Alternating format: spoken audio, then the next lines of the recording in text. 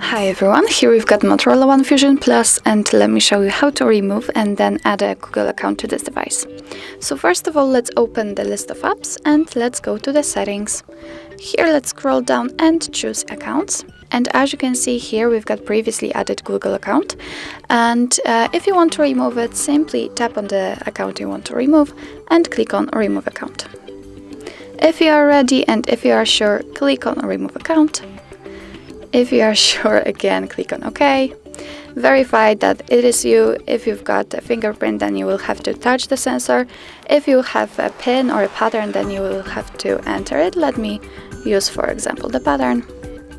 And as you can see, this Google account has been removed successfully.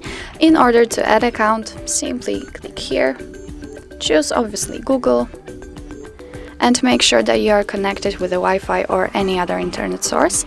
And from this step, you can either create a new account if you do not have your own by tapping on this, or simply type your email or phone. So let me do this. Okay, click on next. And at this step, you will have to enter your password. So let me do this out of the screen.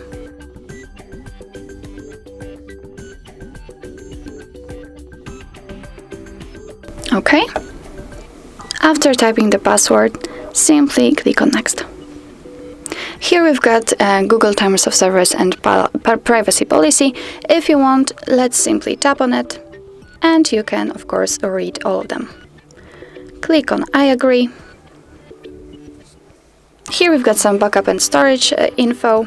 Click on accept. And as you can see, we've just successfully added a Google account to this device. So that's all. This is how to remove and add a Google account to your Motorola One Fusion Plus. Thank you so much for watching. I hope that this video was helpful, and if it was, please hit the subscribe button and leave the thumbs up.